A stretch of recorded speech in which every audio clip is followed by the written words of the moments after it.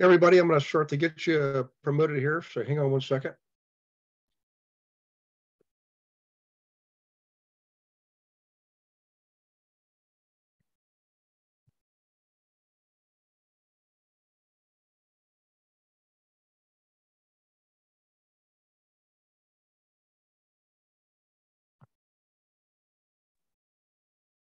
Hi, Gary.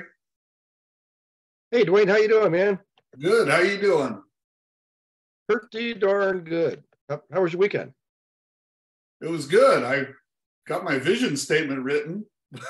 So now I can go to part 2. That's it, man. You know, it's funny if you've never really done one like that before. It's like a lot of things in life. Like the more you put into it, the more impact it has. But usually, what happens is it takes a few years, few iterations to really kind of get the, I don't know if to get the hang of it's the right phrase, but really implement it as a habit, and then it really starts to bear fruit. I mean, it's just a think. Well, I have this unique combination of being incredibly stubborn, but also incredibly patient. So, but I hopefully I get better at it as the years go on here. So, are you a football guy? Somewhat, not always. I like to watch the playoffs and the games, so I had to watch the Niners. So, yeah. Well, there was a Jacksonville the other night. Well, that was a great game to come back. I'm a huge Clemson fan, and Trevor Lawrence was a Clemson quarterback for those several years, of course, so that was a lot of fun. But in any case, guys, I think I've got just about everybody promoted here. Let me see. Hey, Andre, would you mind if I made you a co-host and you can keep up with the promotions for me? Hi. Hey there. Hi, hey guys, Christopher. We'd like to introduce you to our newest agent. Thanks to Brianna. So, Brianna, what's the new agent's name? Yeah, Christopher. Hey, Christopher. Hi, Christopher. Hi. Hello. How y'all doing? All right. All right. And this is Happy. Chris speaks up. Yeah. Well, that's pretty cool stuff. So tonight's actually going to be easy, guys. What's interesting is what I'm going to describe to you. It's actually it comes across as being complex, but in practice, it's actually easy. If you did the vision and goals and action steps, the planning is actually, it's just like, we call it a lay down. It just like folds out in front of you, okay, let's see here. Who do we have? Boy, we're really getting a lot of people on tonight. This is great. Let me go to the, whoops. Hit the wrong button with the wrong finger. Well, there's Gina. Hey, Gina, hang on one second. Let me get you set up here. Okay, thanks, sweetie. You're welcome. Because what I'm gonna try to do tonight is there's a couple of things to go over, but planning is obviously the main thing. So what I thought I would do is just cover one additional topic first, then go into the planning, and then at 8 o'clock we should be able to move into Q&A. So again, if 8 o'clock you got to take off. Yes. I'm so sorry to interrupt you. I really am. I don't think you made me co-host or something. I can't do anything yet. Oh, sorry. I think Eric Reisner that. I think you gave all the power to Eric. Oh, let me see. Where's Eric? Get the power. Okay. I wouldn't even know what power looks like here. Pause, stop recording. Just got it. Yeah, apparently I have some power that I didn't have before. Okay, should be good, Gina. I've made Andre codes too, just in case. So, but anyways, guys, yeah, at 8 o'clock, hopefully we'll be done with the planning and we can go roll in the Q&A for anybody who wants to hang around and talk about specific projects, clients, transactions, marketing, you name it. But one thing I want to introduce to you is raise your hand if you've ever heard of Connected Investors, or you can type in the chat box. Yep. Okay. Another decent sized group. They're out of Wilmington. Well, the founders out of Wilmington, North Carolina. And I was first introduced to them, I don't know how many years ago, it was a while ago, probably 7 to 10 years ago. But I really didn't pay much attention to them. It was weird because everything was through email. And, I kind of like having like a Facebook page, a website, things like that. They may have that stuff now, I'm not sure, but didn't really pay much attention to it. And there were a lot of gurus, and I'm not knocking them either, but it was like, a lot of chiefs and not a lot of Indians. So, and I always like to have a different approach to things than the traditional guru business does. But in any case, they've really been making quite a presence in the last couple of years in a lot of ways. Help with financing, strategies, things like that. So they're attracting a lot of investors. This is what I'm leading to. If you're not already in Connected Investors, I've never paid a dime to that group. I would definitely join it because you're location specific, and most of you are in decent markets, and you'll find people reaching out to you. So it's one of those things you have to engage a little bit. You've got to participate in the conversation and so forth. And they'll have events and things like that, all the typical stuff. But I would say just connect with the group, and engage a little bit, even if it's just 5 minutes a day or once a week for a half an hour or something like that. Just engage with people, right? And don't be surprised if you get some business out of it. Now, we'll tell you, okay, now, if anybody here is on Connected Investors, I'm not trying to knock the organization. I'm really not trying to do that. But they always struck me as being more of the old school, no money down, owner financing, all that kind of stuff. And again, I've always maintained that stuff actually does work because I've done it. But it's not the only way to buy real estate. It's actually one of the harder ways to buy real estate. It takes a lot of time and effort and energy to find somebody who's willing to sell a house with no money down or owner financing. I mean, it's just a natural fact. However, it can lead to some pretty good relationships. Okay. So, and by the way, for those of you who are new to this or new to working with me, there's dozens and dozens of ways to structure deals and buy properties. And in the book, I think the 6th book I wrote, I put a whole chapter in. There's like 30 different techniques. The thing is, I want you to recognize is the creative purchasing techniques, like no money down, for example, and owner financing, they have their place. They're just not every place. So you have to keep that in mind. And what a lot of people do, they learn these techniques. There's some people that's all they teach, and the student thinks that's the only way to buy real estate, and it's not. Even Carlton Sheets, the grandfather of all this, maintaining, said, look, one of the best ways to buy real estate is to actually have money. You get the best terms, and you can later on finance, refinance and things like that. So always do the math. That's what I always say. If you're looking at a property, look at it 3 different ways and choose the way that's mathematically most favorable to you, right? Does that make sense, guys? Yep. So the reason I'm telling you all this is the Connected Investor guys struck me as being more along those lines. But maybe that's where education comes in, and you can show them different ways.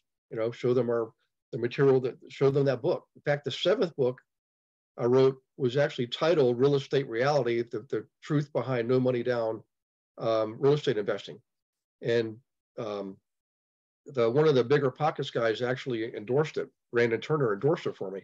And we talked about it, he said, you're exactly right. People get caught up thinking that's the only way to invest, and it's not. It's just one way. So in any case, that's my preaching moment for tonight on creative purchasing techniques.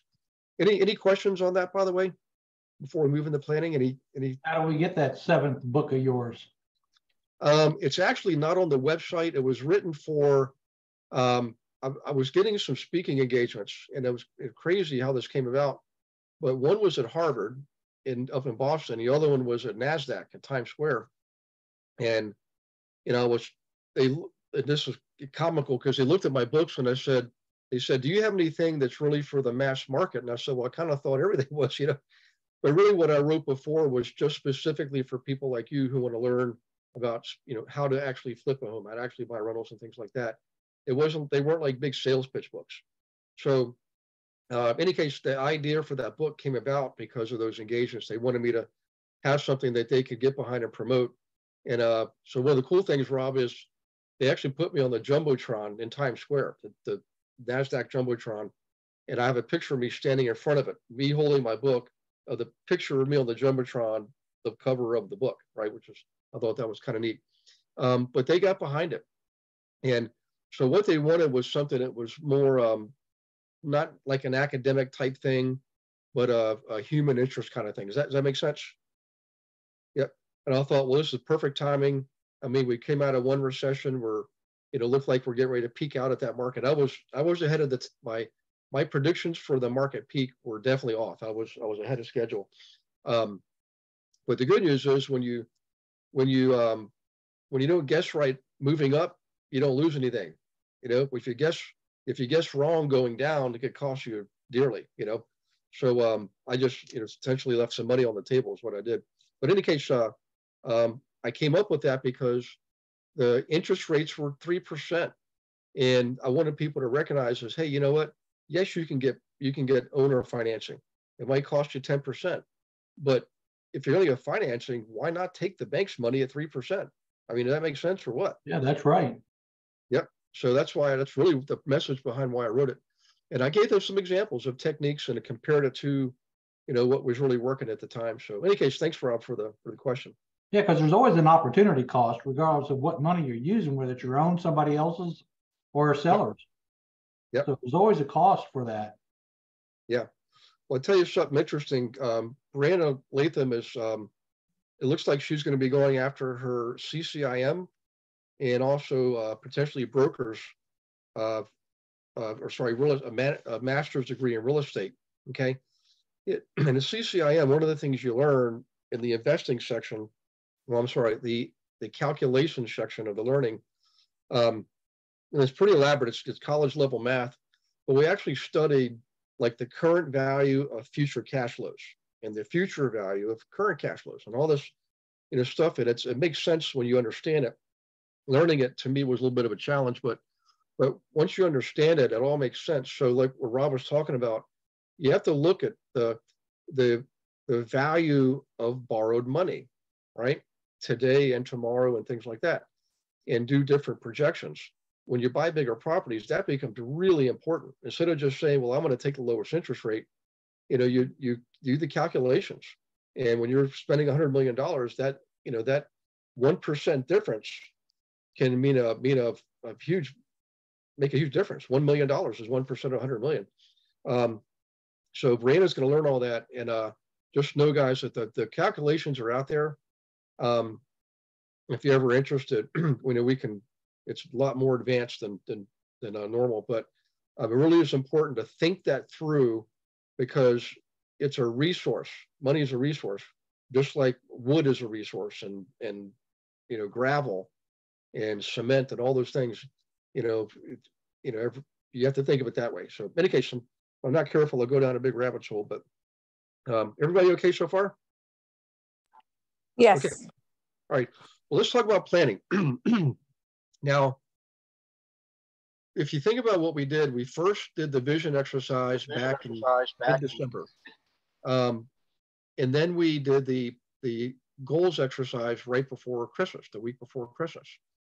And we took 2 weeks off. The last week we did the actions exercise. Okay. So we first created the vision. What is it that we think, our creator, God, or your higher self, how we want to refer to it, wants for you. Okay. And then we wrote what goals, we answered the question, what goals does this person have? So we wrote the goals that are in alignment with the vision, and it should cover many areas of your life. Okay. Last week, the exercise was, okay, what are the action steps that are needed for these goals to be accomplished? Okay. We're now running into the planning phase. So if you think about what we did is we put goals aside temporarily, and we didn't go to the planning until we had a list of actions lined up. Everybody with me so far? Okay.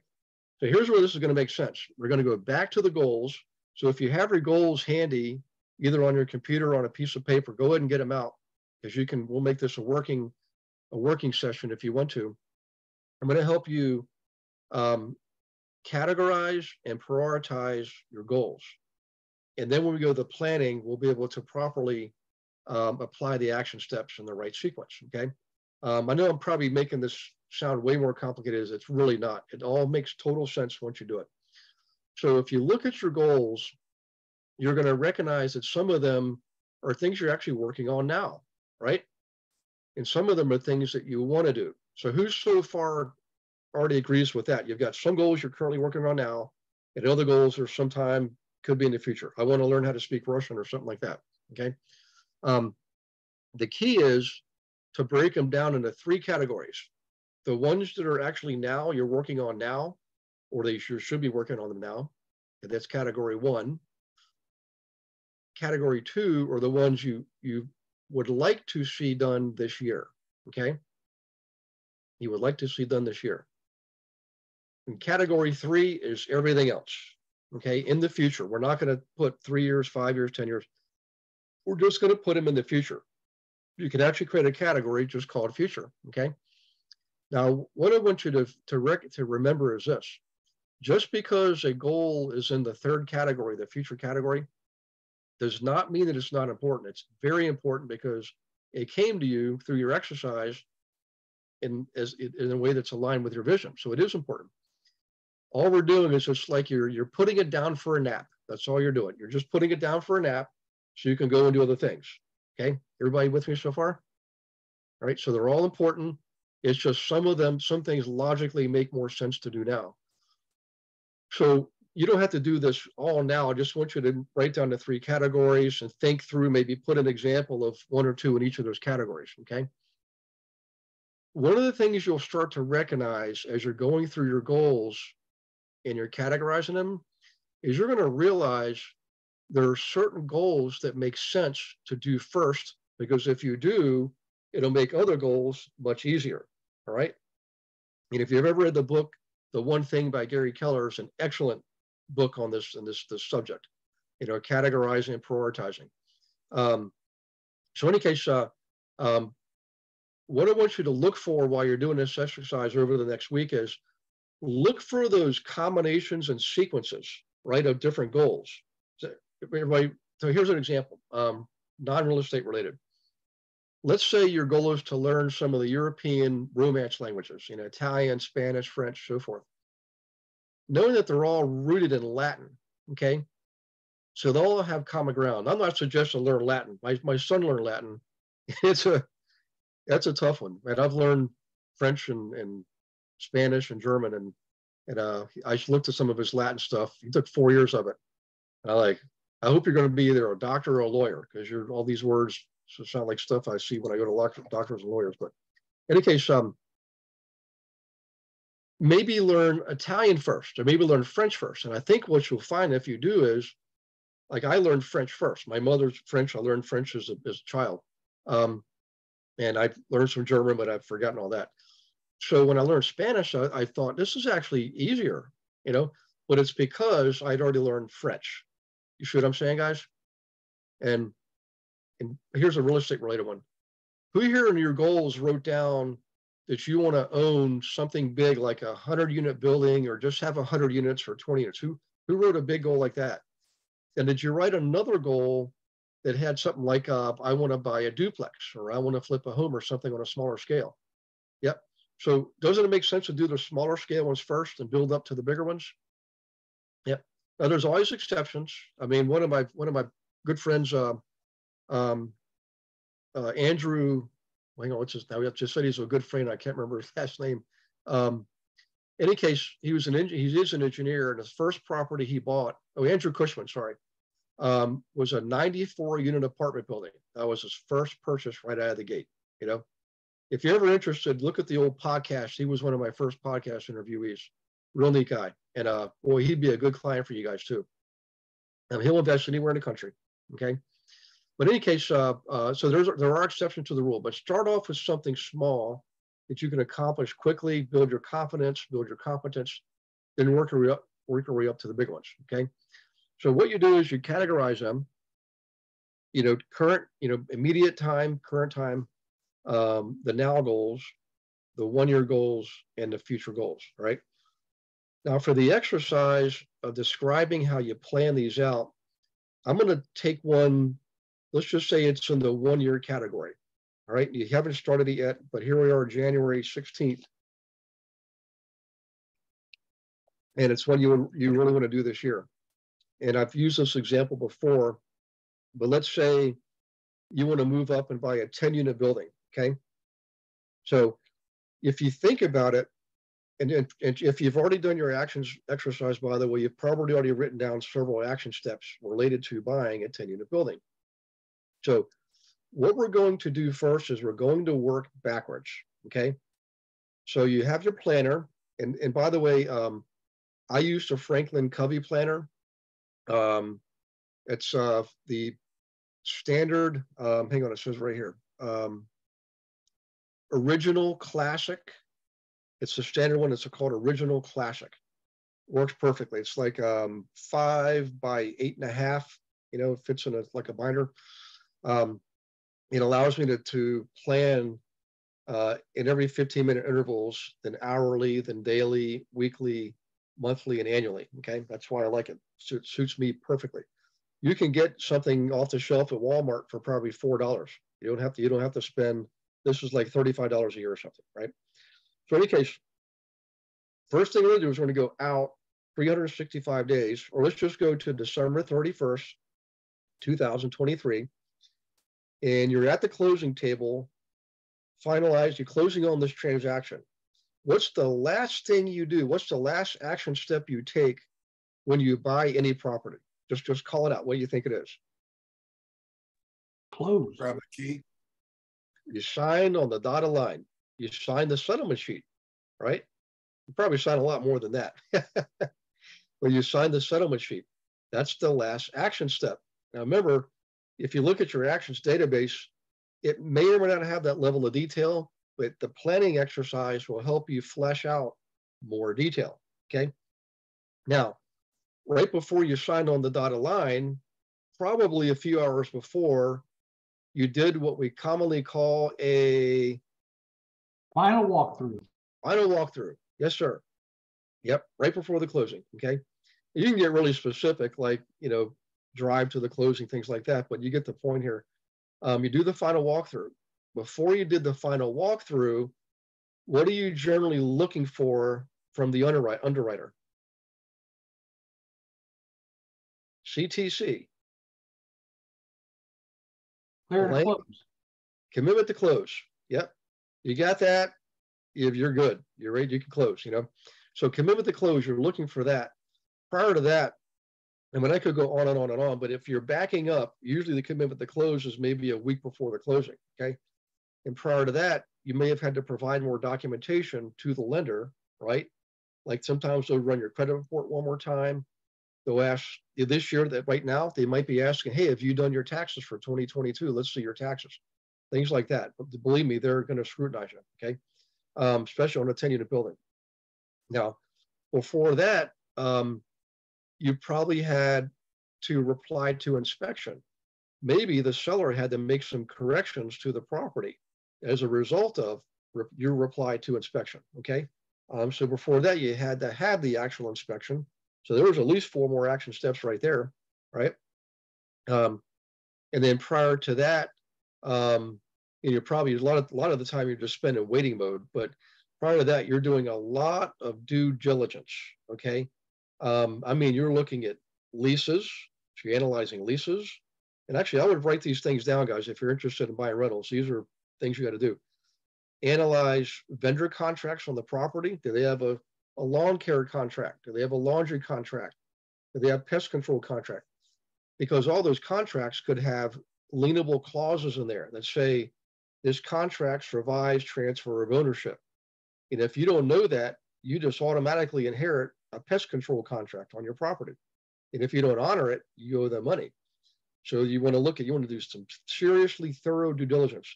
I would go and look at court records for the property. You can do that. Any closed case is part of the public record. Open cases, you can see that they're open, but you can't get details. Closed cases, you can. So I can look for, so if I'm buying a rental, a 10-unit building, what type of court cases might I be looking for?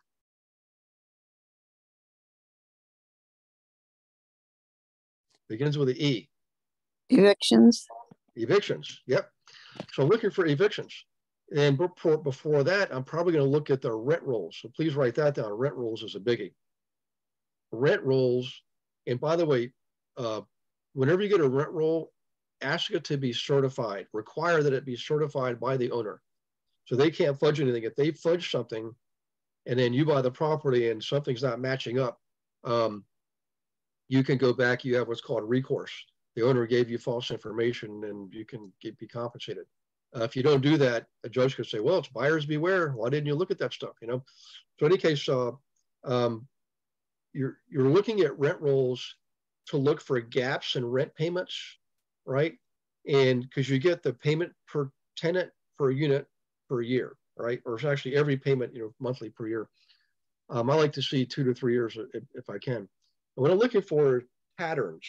There are certain units that are always, the tenant's always late on rent. There are certain units where they have a lot of turnover. Maybe that's why I can see in the court records, those units are bad units. They're ground floor in the basement facing the back parking lot, and they can only attract bad tenants, and that's why they have a lot more evictions. So I'm looking for those things. I want to see the story, right? Now, prior to that, I'm going to look at all the leases. And what you're looking for is everybody might be on the same kind of lease, which is great because it makes it easy. But I've seen properties that I bought that had multiple versions of leases. And it makes it very complicated. You got to read them all, right? Here's an example of why. Have you ever heard of a landlord collecting security deposit, first month's rent, and last month's rent? Yeah. Okay, 3 things, right? Well, if they tell you and you just assume they only have a security deposit, right? In other words, first month's rent's not even applied. You don't know about the last month's rent, and they don't tell you. And I had this happen, and I found it by doing this exact exercise, by the way. In the lease, look to see if the tenants pay last month's rent. And you have to collect that from the owner at the closing table. You've got to collect that last month's rent. Does this make sense, guys? Because if you don't, believe me, you'll not be able to get it. You can try, but you won't be able to get it. So in any case, that's why you do that stuff. Look at all the leases. And other than that, I'm looking at utility bills. I want to see if there's any type of environmental problem with the property. Is it near the water? Does it need a protected species study? There's so many things that could happen. Wetlands. Is it near a wetlands, right? Wetland study. All those little details could take months, okay? So before you do diligence, you obviously have to have the property under contract, okay? So you've got to negotiate on the contract and get it signed. You got to schedule the inspection. You got to schedule the appraisal. You got to apply to the lender for your loan if you're going to get a loan. You got to move funds in for your earnest money deposit. You got to actually make the offer. There's another dozen action steps right there. And prior to that, before you ever make an offer, you obviously have to do a thorough property search. Look at only the top 6 properties, and you may have looked at 100 properties in desktop review to arrive at 6 properties to visit in person, right? And before you looked at 100 properties online, you probably determine what area you want to be in. And before you determine what area you want to be in, you probably determine what are you going to be able to buy financially. You want to be pre-approved and pre-qualified, to see what you will qualify for, okay? So all these things have to occur, and it could probably back you up a full year, I mean, when I bought that 90 unit building, I was used to closing in 2 or 3 months. That thing took over a year. It took over a year, So in any case, so what I'm getting at here is this. You're backing up and backing up and backing up, okay? Now, you may come up with a project that looks like it's going to take longer than a year, and that's okay. All you do is you take everything that you just wrote down, and now you're going to plan forward starting today, right? And it may be a 13-month plan or a 15-month plan, but that's how you find out. All right. Now, I'm going to give you a little more instruction here, and then we'll pause and take some questions. One of the things that can help you break down a big project like that, a big goal, like say 100-unit building, is to, that sequence of action steps I just gave you is to first break down that big giant project, 100-unit building, into like 4 major chunks, four intervals, right? There's the first, the gathering information. How much can I afford? What area do I want to be in? That type of thing. That's your first big chunk. Second one would be, you know, view properties, do further analysis, and that may be your second phase. And then the third one is, you know, make your offers. They get them under contract, apply for your financing, formal application for financing, set up inspections, do due diligence, all that kind of stuff. And the fourth phase is you've got all that legwork done, you've completed your due diligence, you've had your inspection, and now you're just preparing for closing. What I'm getting at is if you can do that, it helps you break the big goal into 4 small, big rock into 4 medium-sized rocks, okay? You can call those objectives if you want, all right? Then it's easier to identify the action steps related to your objectives, like you're starting to get down to that final level of detail, okay? Now, and this is all in the recording on and the written instructions on how to do planning, by the way. But the next step is to take your quarterly chunks. Please, Braylon, let me do this. And break them down into monthly chunks, right? There's 3 months in every quarter. So the, you know, the part about the due diligence, you're in the third quarter. You got due diligence, you've got environmental study, you've got inspection, you got appraisal. You know, that's at least, you know, 3 or 4 things you can put down in monthly chunks and then break it down there into weekly chunks. Okay, now you're starting to get into the actual actions part of it. All right. And then weekly, what do we break it down into next once we've got the monthly view? What comes next? 6-pack. Monthly, weekly, and daily. The weekly and then the daily. So here's what I recommend you do, guys. This is how I do it. Most planners are designed where you can plan on the, you know, the annual level, the monthly level, weekly level, daily level, hourly level, and then every 15 minutes. Most of them have something like that. Some of them have a quarterly section in there too. Annual, quarterly, monthly. Okay. Here's where the rubber hits the road for me. This is what I do. The middle of every month. So I literally just did this last weekend. I put February in my planner, all 28 pages. There was almost had a 40-inch slip there. All 28. Would you have caught me if I just said all 30 pages of February, all 30 days? So 28 days of February, okay? Put it in there, and I planned out the entire month with all the things, all the action steps I take on a daily basis, no matter what. And those are usually the things that occur in the morning, starting about 5 a.m., takes me all the way to about 9 a.m., okay? Now, if you notice, I don't start my planned calls, student calls, coaching calls, podcasts, none of that stuff. I don't start till 10 o'clock. The reason is the first hour of my day in terms of business is spent me working on the business, okay? Does that make sense, guys? All right. All right. Now, so I have my monthly view. The first couple hours of every day are, you know, prayer, meditation, exercise, you know, affirmations. I do what's called a forgiveness journal and a gratitude journal.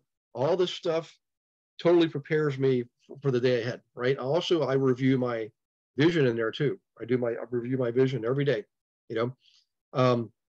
So that's the first part of the day. That is all in ink, okay?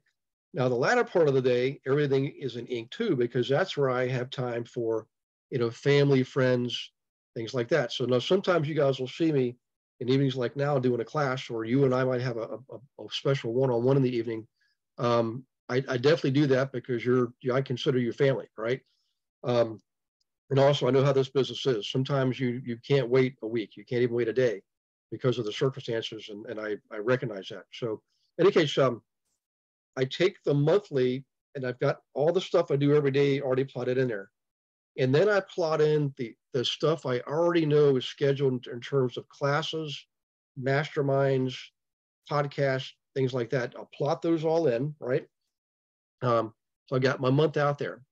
Now, I look at the next week on the weekend. So in addition to me doing February's planning this past Saturday, I'm sorry, it was a Saturday I did it. I also did this week's planning. So on the weekend, sometime between Friday night and Sunday, I'll do the next week's planning. So I'll go through, right, the entire week, and I'll plot in all the details, all the little action steps. I mean, literally individual phone calls, websites I need to check out, new opportunities like connected investors and bigger pockets. So I'm doing a lot of stuff behind the scenes. Like for everything I show you, I probably looked at 10 things before I show you one thing. And by the way, I'm going to do a quick pause here real quick, guys. For those of you who are new, from time to time, I'll introduce another opportunity for you, like for lead generating, maybe some special investment deals available around the country, that type of thing, or marketing campaigns that we don't normally do, but we learn from someone else. What I want you to recognize is you don't have to actually do all those things. I just want to have them available to you. So if it fits your model, it fits your vision and your goals and your plans, you'll have another thing you can do that gives you a competitive advantage and helps you achieve your goals. Does that make sense, guys? You don't have to do everything. You know, I think you should have 3 things you're doing, but not 33, all right? Maybe 5, maybe 7. For me, the magic number is 3. I used to try to do 7, and that's not, life won't be fun. I mean, for me, I was way too much. There's a lot of work, a lot of stress, and it's too easy to miss things, okay? I don't mean just miss business opportunities. I mean, miss things like with your family, right? And your friends. Don't do that. Life's too precious. So in any case, back to the weekly. I'll plot everything out weekly on the weekend. Now, everything from this point on, weekly and daily, is all in pencil, all in pencil. Now, why would I do that? If it's really important, why would I not writing in pen along with the prayers and meditation exercising? Why would I put everything else in pencil? Just shout out what you think it is. Flexibility. Yeah, flexibility. Right. Stuff happens, man. Let me tell you. Change erasing. Yeah. I mean, you're going to wake up one day, and this is happening, I can't tell how many times now. One time I was teaching in Hoboken, New Jersey. I got up, went to start my car, not a peep. I'm like, oh no, it's not. And I had like 45 minutes to get the class. And it turns out it was a major problem. It took all day to take care of, but it really threw me, it threw me for a loop. However, when I got to the dealership, I actually went to a garage first, took them half a day to realize they couldn't fix it, only half a day at the dealership. Thankfully, I always keep stuff with me, my computer, my phone, even a book, by the way. I always keep a book with me in my planner. So what I did was, I knew I wasn't going to be teaching for those 3 hours. So what did I do? I looked at my planner, saw the action steps I was going to do sometime in the next month, and I started working on those. And I got myself set up for the next week. I got a huge advantage. And by the way, I came back to teach that class a couple months later when I was in the area. So having a plan like this, guys, where you know what your goals are, you don't have to think, what should I be working on? I got a free 3 hours. You know what your goals are. You know what your action steps are, and you got a plan, and you put half of it in pencil, right? I promise you, you'll never be without something to do, and everything you do will have meaning and purpose. Everybody with me?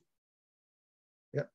Okay, life's going to throw you curveballs. I mean, that was an easy one, but I could tell you about some doozies over the years that have really changed your plans, but I'm sure you've had those happen too. So just know that when you have a plan like this, it helps you stay on track and even get ahead, even when adversity hits.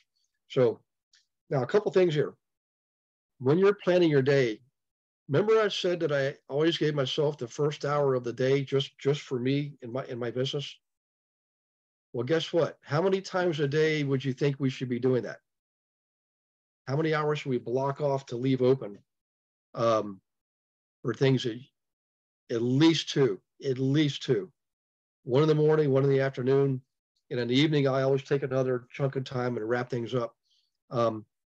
So always remember, you need to build boundaries around yourself and your life and it includes your time and your schedule. And I know it's hard when, especially when the market was the way it was the prior year. Man, if you didn't like jump instantly, you know, when there was a deal on the line or if a property pops up, you're out, you know. So I get that, but just make sure you have those 2 hours in there, and it's in pencil, right? So remember, if something pops up, but it's like, we got to go see this house now, okay? All you do is you utilize the hour you left spare, and you just shuffle things around. That's all you do. You move your hour up further back, whatever you want to do. If you have scheduled calls, yes, you need to communicate with those people. Now, unfortunately, the role that I play, I'm not in the same position you are. I'm not out there actually opening doors. So it's easy for me to do that. I can maintain those boundaries more easily. What I want to suggest to you is you've got to start somewhere. And if you give yourself 2 hours a day, I promise you, you actually will go further, faster. You'll notice it, and it's going to take you several months and probably a year, but you'll notice a big difference. Okay, now raise your hand if you can think of other benefits of leaving an extra hour open in the morning and the afternoon. Who can think of some other potential benefits or advantages? Something might come up, you want to fill it in. Yeah, absolutely. I mean, the reason why I always keep a book with me is if I'm really in good shape, man, I'll read a chapter. I could be in a train station, an airport, I could be at home, but I can break out a book and read a chapter and make use of that time. So I'm learning, I'm educating, self-teaching, things like that. Another benefit is this. The part that I wrote in ink, that I write in ink every single day, has to do with family and friends. I call them loved ones. And so I communicate every day with people. I'll just call people out of the blue, you know, family, friends, you guys, by the way. So sometimes I'll get a message that I think, you know, I'm compelled to respond to, even though it might not be something about a transaction, but I'll do it because it's important, you know, because you're important. So in any case, lots of advantages there. Now, here's something else I want you to please remember. The things that I have in ink, I actually don't check those off anymore. And it's only because I know I'm going to do them. But I think that's a bad habit. The things in pencil, I actually do check off as I do them, right? Now, what happens subconsciously when I'm checking those things off? What's going on inside of my little brain there? Flipping endorphins. Absolutely. And it's part of the feedback loop, right? It's a big part of education, guys. You're giving yourself some positive feedback. Check mark. Boom. I did this. It worked. I accomplished something. I succeeded. And it drives you forward to keep doing more. Okay. So keep checking those things off. But by the way, back to the hour, planning in an extra hour every day. What I learned to do was to not over plan. Man, I was guilty of that for years. Has anybody over planned in their past? You just write down way too many things. Yeah. What happens is that actually ends up being self-defeating because your subconscious mind is paying attention. You're saying, darn it, I got to replan all this because I couldn't get these 5 things done. And it's stressful and it'll beat you down psychologically. So what you do is you plot things out reasonably, give yourself the extra hour in the morning, extra hour in the afternoon. It allows you to check off more of the things you wrote down, which tells your brain, I'm getting really good at this success stuff. I'm accomplishing everything I set my mind to do, right? And there's no better voice, no more important voice in this world than your voice, okay? Your self-talk is one of the most critical things there is. So leave that extra hour in there and check things off. Now I'm going to give you one more rule that I came up with when it comes to planning. And I call it the one more thing rule, right? I'm looking at my planner. I know it could be 8 or 9 o'clock at night, maybe even 10 o'clock at night. But I'm just not quite ready to hit the hay. I actually will look and see what is it I can do that I can knock off in like a minute, maybe 5 minutes, maybe 10 minutes. Let's just call it 5 minutes, okay? And I do that 5 days a week. So 5 times 5 is 25 minutes. How many weeks are there in a year? 52. Let's take 2 weeks off. So I'm going to do that 25 minutes in a year times 50 is how much? 1,250 minutes. Guess how many hours that is? 1,250. 104. Yeah, it's a lot, right? Think about that. That is a lot. Just think of the advantage that'll give you, right? Especially a competitive advantage, right? Who here would like to have an extra chunk of time like that? Oh my gosh. I learned that from Robert Kiyosaki. And I got to meet him one time, thank goodness, in was it Lake Tahoe or was it? Yeah, it was Lake Tahoe. Spent the day with us. I thought it was just going to be like a dinner. That guy spent the day with us. And I got to ask him all kinds of really neat questions. And he's the one that brought that up. He saw my planner and he said, "Can I give you a secret?" I said, "Absolutely." He said, he called it the 5-minute rule. And he had a rule every day. It was going to, whatever, he was going to take 5 more minutes at the end of every day, do one more thing. Could be a thank you note, could be an email. I mean, any number of things, right? So that's the extra credit assignment. So your assignment for this next week is to take what you've already done so far, the vision, the goals, and the actions, go through your goals and categorize them, right? Like the now goals, the 1-year goals, and the future goals. Step 2 is prioritize them, put the future goals away. You're not going to look at them. You're going to put them to sleep. If you do look at them, it'll distract you. I promise you. Trust yourself that you already made the right decision to put them in the future category. Okay. You're going to look at the now goals and the 1-year goals. You're going to select them. Okay. And hopefully at least one from each category: your business life, your investing, your family, your friends, your home, your physical health, your mental health, whatever your environments are. All right.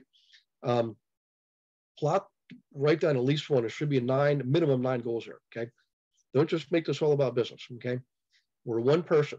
We might have different environments, but we're all one person. Do that prioritization. Okay. And look for the connections or the synergies between different goals. Right. Think about what that means is, if you actually do buy a 10-unit building, initially it will take some of your time. It's an investment of time and energy. But what will that buy you long term? What would that 10-unit building do for you long term?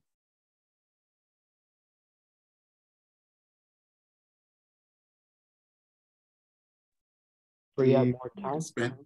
Yeah, it will. It'll buy you time. Here's what's cool. I know who here was thinking money.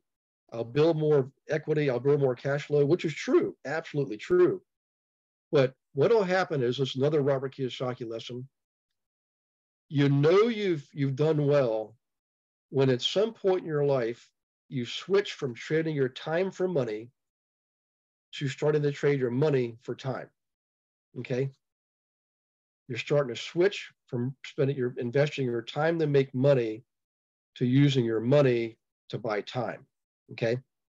So at the end of the day, the wealthiest of the wealthy measure their wealth in terms of time and success in terms of time. Okay. So in any case, so let's think about that. Let's say that 10-unit building gets you $100,000 in equity in the next year, because you make some improvements, you build it up and so forth. And it gives you another, $2,000 a month in cash flow. $2,000 a month in cash flow times 12 is $24,000, right? That could be a semester at university for one of your children or grandchildren. That could be buy a used car, right? That could be take a vacation and give a really nice Christmas gift to your grandchildren, children, whatever. But that 24,000 can have an impact on other areas of your life. Does that make sense, guys? So when I'm talking about synergies, I'm not just talking about between business goals and business goals. If you improve your health, your physical health is probably going to improve your mental health. You improve your mental health, it's probably going to improve your relationship health. Okay. So in any case, I want you to look for those synergies. And then finally, I want you to plan out in the next week at least 3 goals, just 3 goals, okay, for next week. I want you to do 9 of them all together, but I don't want to overwhelm you because I know you've got business to conduct and, properties to list and properties to show and things like that. But let's look for a show of hands here. Who here feels like that's a reasonable request for an assignment for the next week? Do that. Okay, good. We're on the right track here. All right. Now I'm going to give you another assignment if you want to get it in advance, because next week we have guest speakers next week and the week after. But one of the things I want to have you try on your own is create what's called like a portable vision board. You've probably heard of vision boards where you literally have a big, like a chalkboard or a white erase board or a pin board, right? Cork board, and you put up pictures of things that are aligned with your vision, like a beautiful beach home or a trip around the world in a 150-foot schooner, whatever, whatever your visions are and your goals are. Find those pictures, just Google free pic of and type in your whatever it is. And I tell you what's funny, guys, is I've done this enough times now. I don't even question anymore. I just accept it. Like, I'm like, thank you, Lord. This is amazing. In the early years, I'd have times where I'm thinking, there's no way I'm going to find a picture of this vision or this goal. There's no way. Who the heck would ever make a picture of that? It's just for me and it's out there. Lo and behold, guess what I would find? Not only like a good picture, like a spot on, dead on, laser beam focused bullseye picture every single time. So do that. And what I do is I paste them in a Word document and then print them off. If you can do color, that would be awesome. And usually I come up with like 3 pages. I don't know why. It's just been doing it for years. It's always 3 pages. I have no idea why. But you might want to have pictures of your spouses, your children, your parents, brothers, sisters, best friends, whatever. Those pictures belong in there, right? Because you want to, spend time with them and have good experiences with them. And don't be afraid to put in the material things too. Wanting a beautiful home and a boat and a car, there's nothing wrong with those things, as long as you're in control of them. Okay. It's only a problem when it's the other way around. So don't be afraid to ask for what you want. I can give you all kinds of verses on that kind of stuff, but just know this, that you have to ask for what you want. So when you look at your vision statement every day, I do what's called a gratitude journal. I just say, thank you, God, for. I just write them out. It's like it's there now. That's the way you see it in your mind's eye. It's there now. And I'm not saying you're going to get everything. That's not what I'm saying.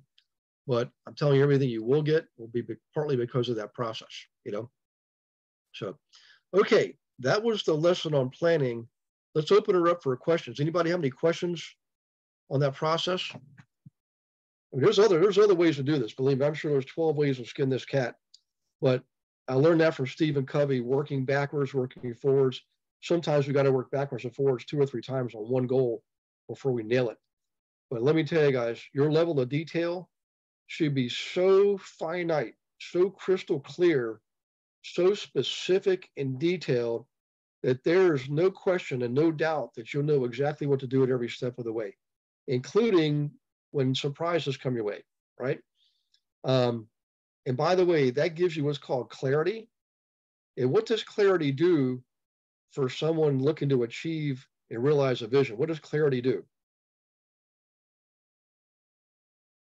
It makes it more real. Reachable. Yeah. Thank you. Yep. Mm-hmm. I tell you, these are classic age-old, I don't know if you want to call them secrets, whatever, but it works. And the more you do it, the better you get at it. And the more detailed you are, the better it works. So my hope and my wish and my prayer for you is that you'll do all this stuff, and the time and energy you put into it is going to come back to you 10-fold or 100-fold easy. So, okay. Let's see. Thank you for your time because I was told you have because you asked. You have not because you asked not. That's right. Thank you, Rosa. Rose. So, okay, guys, I'll tell you what, it's 4 minutes till 8. I'll stay on a half hour more if you guys want, if you got some questions on transactions, clients, real estate law, whatever the situation is. The benefit of asking here in class is you're not just getting my input, you're getting the input from 35 other people. You're really good people too, by the way. So, okay, I'm just going to take a quick drink. You guys raise your hand or we got some guests here tonight. Hi, Natalia. Good to see you. Rose, always good to see you too. Yep. It's Christopher. Let's see who else. Hoping if I miss you, please don't. JS, there's no picture, so I'm not sure who JS is referring to, but how you doing, JS? Let's see. Fine. Yeah. Okay. Yeah. Thank you. I'm trying to see the camera. Okay. It's good to see you. Welcome for all the new folks too. Tim Luke's on too. Juan's on. Let's see here. Michael's on from Alabama. Nice to see you, Michael. Good message the other day, by the way, too. Thank you very much. I like getting good messages. So I'll take all messages. Gary? Yes, ma'am. I have a question. Who is it that's on our team that does the financing for investment properties? I'm looking for something for me, but because I'm a corporation and whatever, I'm going to need, something more creative than what a regular lender's going to have. Well, tell you what, I would reach out to Tony and Rob because they're actually working on something along those lines right now. I'm not sure for how long they are, but definitely reach out. Start with those two guys. Tony and Rob. Yep, Tony Moore and Rob Lee. Rob's on tonight, and Tony's usually on. Yeah. Oh, Susan Cecil. Hey, Susan. Well, I haven't seen you for a while. Good to see you. Tom's on. This is like Christmas in January. So I appreciate you guys being here. Hey, Gary. Yes, sir. Yeah, so I want to welcome Natalia Brown. So she's a new construction agent for one of the communities here, DRB. And I wanted to introduce her to the team and, just some of the stuff that we do. So awesome.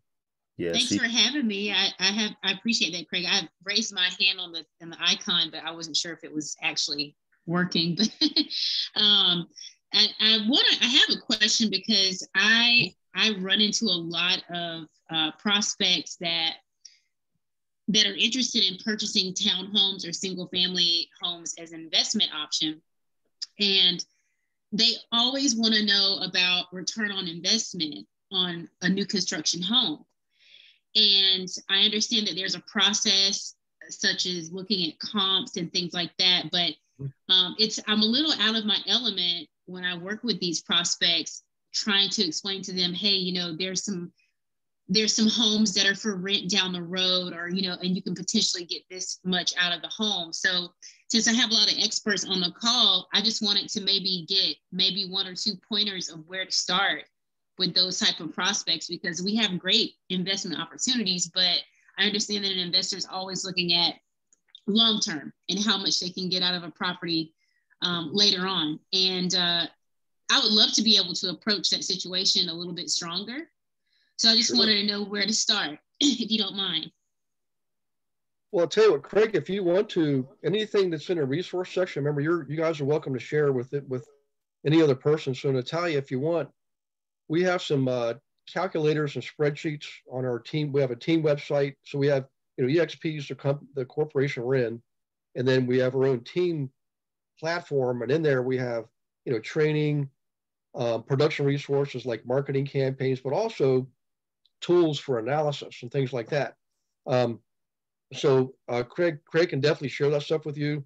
Nothing doesn't cost anything. We don't sell anything here. What we do on Monday nights is purely educational. And there's You just consider it part of your privilege of being a friend of Craig. So now, in principle, what I would tell you, we actually talked about this the other week. It's amazing. It's just coming up now. But I have a colleague in Alabama, and he's the one that turned me on to this approach. What he would do, Natalia, is instead of buying just any old property, he would specifically buy new construction and then rent it out, because he knew he could get top dollar for the rents, right? Because it's brand new. And he would get better clients because they generally, they're more qualified, all that kind of stuff, have more money. He also knew that he probably wouldn't have a lot of expenses in the first 10 years because most homes have a 10-year warranty, including appliances and everything, right? So it's easier to determine your true net, what we call it, NOI, net operating income, right? So your gross rents, now you have to pay typically mortgage payments. You got principal interest, you got taxes, you got insurance. But on a townhome or single family home, to tell you, most people I know, including me, we have the tenant pay the water and sewage. We might put it in our name, right? We have the tenant pay water and sewage along with gas and electric. The reason we put water or sewage in our name is it's usually lienable. That means if it doesn't get paid, the county or city can put a lien on the property, and usually the owner gets stuck with that. So any case, but fundamentally, the income is more easily realized. It's there's not as many variables as you would have with a 50-year-old home. So now, having said that, the calculators then become easy because you're literally just putting in, income, expense, and your interest on a mortgage is an expense. Principal payment's not an expense, but you do have to account for it. And then you calculate your true pocket net, what we call the cash on cash return. Okay. And that's what most investors really want to look for. Cap rate is important, but cash on cash return, that's where the rubber meets the road. That's the true income, right? And everybody needs to know that. So that's in principle. But as far as the actual application, if you can come up with some examples, Craig and I have calls regularly. You can hop on one of those calls if you want, and we can go over one if you like to do that, or we can. Craig, there's the next couple of classes. We have some guest teachers. It just happens that way this winter. But I'll be teaching again. I forget what week in February. I think it's the 20th. But that might be too long a ways, Natalia. Why don't you, Craig, just hop on a call? Get a set. We'll set up a call. Yeah, and we'll go through an exercise with you. Okay. Awesome. Thank you so much. I appreciate it. You're very welcome. Where are you? So you're from upstate also? I am. I have a community in Greenville, but I cross-sell all over Spartanburg, Anderson, all over the upstate. And I run into so many people that are interested in doing these investments, and I want to win them over. And we have a great product, but a new construction agent isn't always as well. We don't have that knowledge all the time. Right. So it's great to be on this call. I really appreciate it, and I can't wait to join the next one. Thank you so much. Well, next time I'm down there, I'll look you up, you and Craig, because that's where my mom and dad are both from that area. Bigger Pockets has spreadsheets, templates. It's a book called By the Numbers, Real Estate by the Numbers.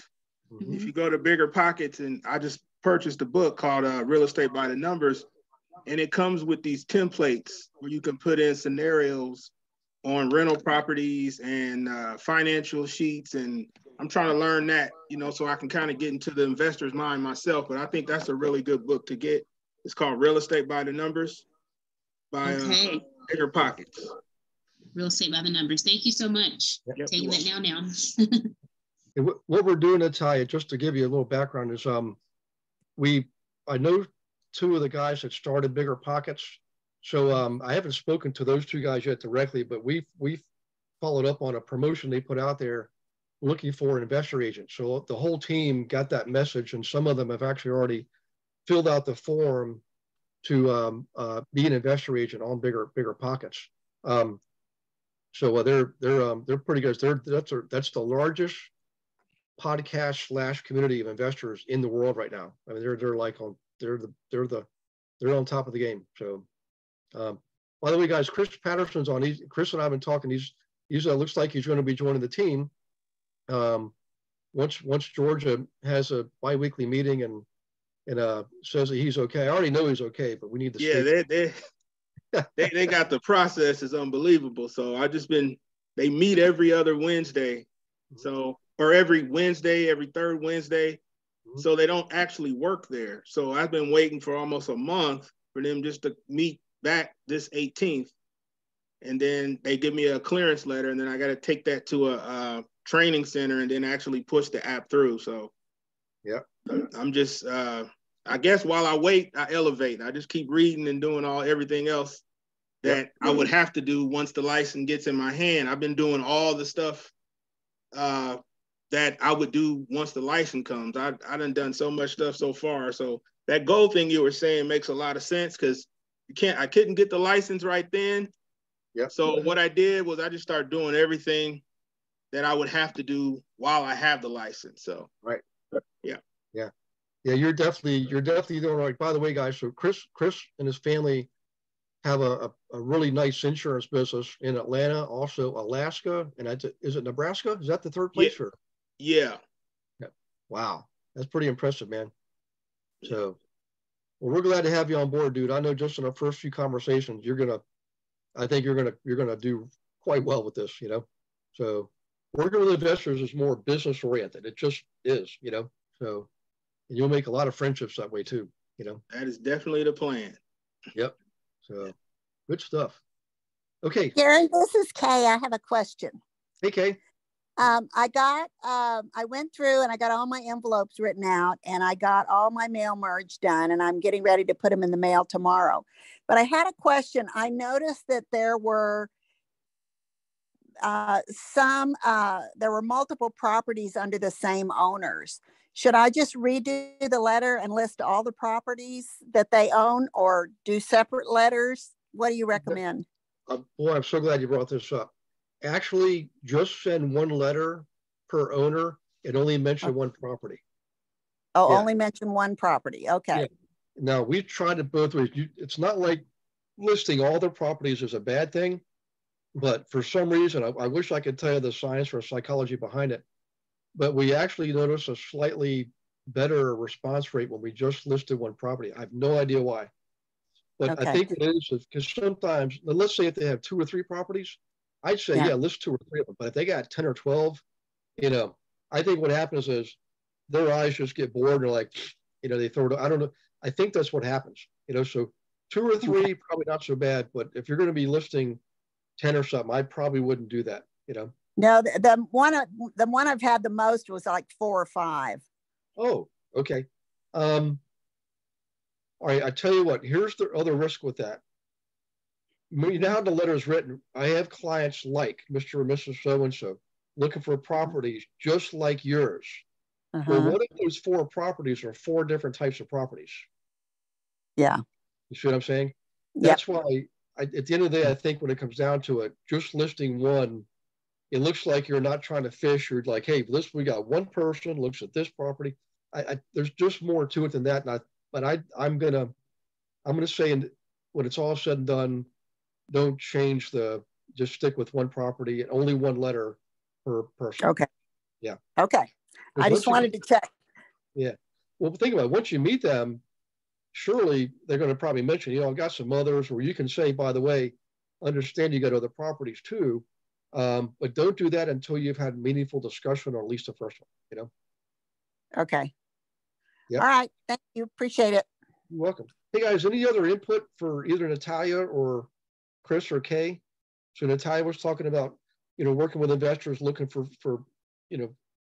townhomes and single families, things like that. She's in new construction. Kay, of course, about the letter. And Chris was, how do you be patient waiting on Georgia to approve you? If you have something to share, don't be shy. Have any of you guys heard of Chatbot? Chatbot. I have. Yep. Okay. It works pretty good if you have if you got a post online and you don't feel like typing out all this stuff.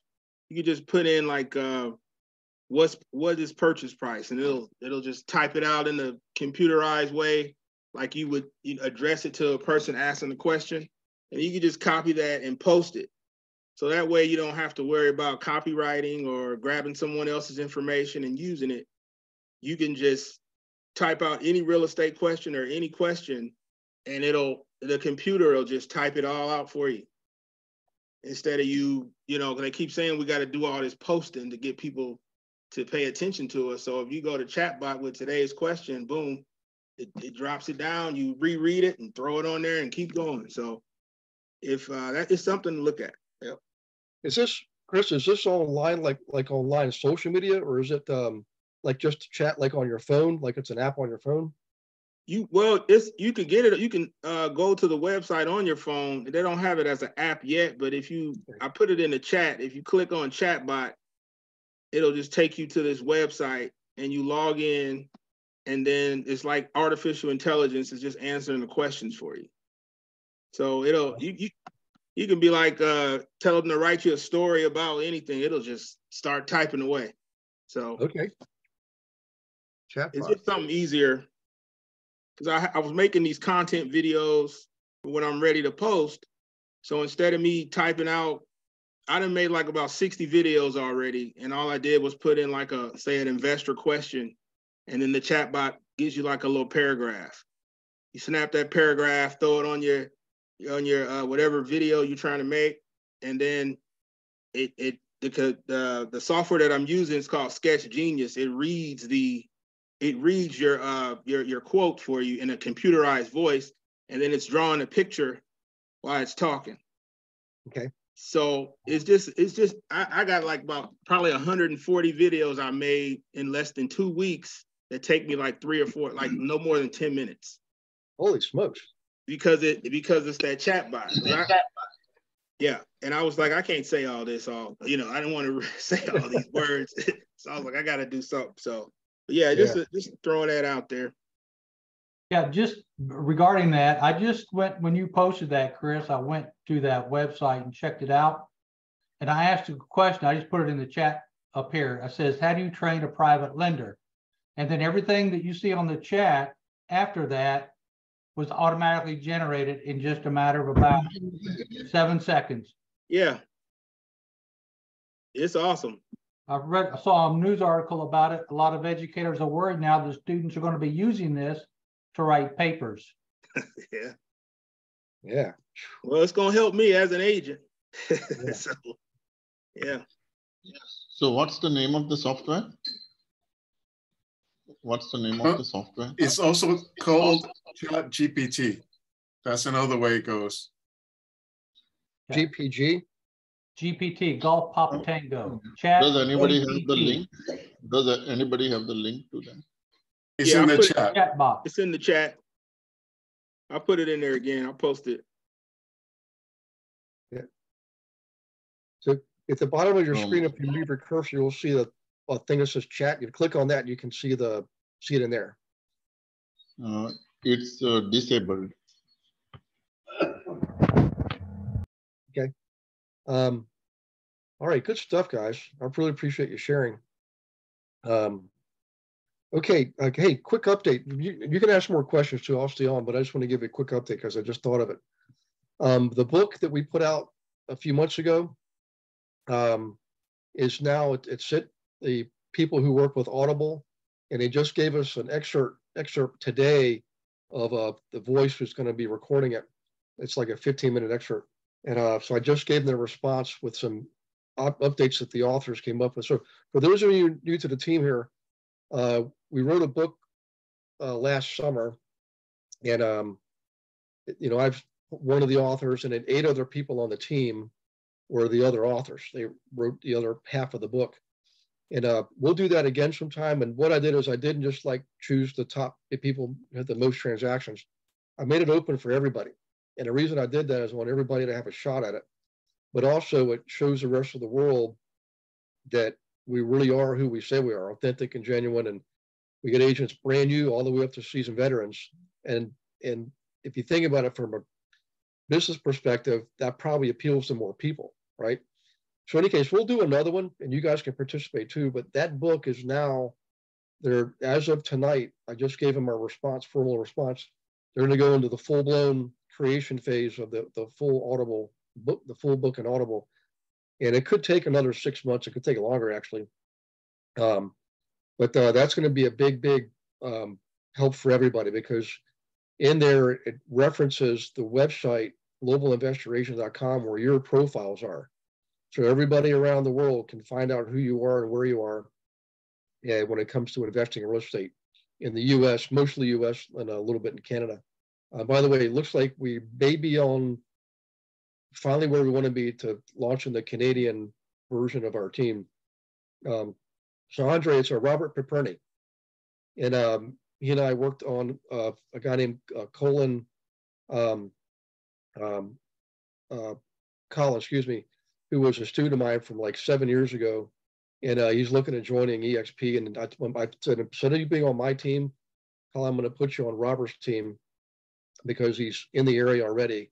And Robert wants to build out his investor side of his business. So he's a Triple Diamond Award. You know, I got the same award. So that should work pretty good. So in any case, a lot of neat stuff going on there. And by the way, Chris Patterson's here because he read the book, right? He heard me teach and got the book, and he's here because of that. So that's awesome. Yep. Yeah. I seen Gary on the EXP where I think it was either Monday, Wednesday, or Friday where they have the speakers. Mm-hmm. So that's another thing I was doing since I don't have my license. I just said I might as well just start listening to these classes on YouTube. They're free. So I just happened to hear Gary speak. And then when he said, I go back over and I listen, and he said his book, and he held it up, and then I went online and got it, bought it, and here I am. So yeah. Yep. Okay. Thank you. Guys. Thank you. Yeah. Thanks for sharing that. I think that's it for the updates. If you could remember, this Thursday night is what we call the Global Investor Agent Team launch, or GIA Team launch. It's not a regular class like Monday night, and it's not like our monthly team meetings. It's not like anything we do. It's not a mastermind. It's not the morning thing that Gina does, the morning scrum, wealth builders. We only do this. The last time we did it was last May. So maybe twice a year. But the reason we started doing this is there's usually a lot of interest in the team, particularly this time of year for some reason. And so we thought it'd be nice to do a presentation that is actually on the team. We don't do it very often, but it's the one time you can bring people in a safe environment, let them take a look at the team and the platform and all that we have to offer. And if they have a strong interest, and obviously you follow up with them. These are your folks. Okay, you get all the goodies. So keep that in mind. Beverly's been sending out emails out to the general public. She's copying you guys on them, so you see what's going out and you can see what you can share with the other folks. It's also on the workplace page, the team workplace page. Just type in launch, in the search bar, and it'll pop up. I think you just put another message out there in the last week or something. But so if you can share that, the goal is for everyone to invite at least one person. You might have 2 or 3. That's great. But bring them in. If you can be there too, that would help, because sometimes we'll have questions that it's actually better for you who's already on the team to answer. So raise your hand? Has anybody invited anybody to come Thursday night, the Thursday night team launch? Oh, great. I have a gal I've invited, this Kay. Hey, Kay. Okay, good. Yeah. Doesn't matter if you're brand new or a veteran on the team. It's a great way to help you wherever you are. It could, you're all in different cities and towns, so it's a great way to help you build your presence out there. So, okay, guys, I think that is it. If you have any last questions or comments or things you want to discuss, or how about this, ideas for future classes, let me know. Let me give you a quick little update here. So next week, which is the 23rd, a lender named Carrie Ann is coming on. She's in Tennessee, and she has a really unique program. Her podcast came out sometime in the fall. Honey, you can spend. But it's a different kind of a lending program. Or you can spend I'm going to $1,000. try to find where that's coming from there. In any case, what it is it's not a line of credit, but it sort of acts like that.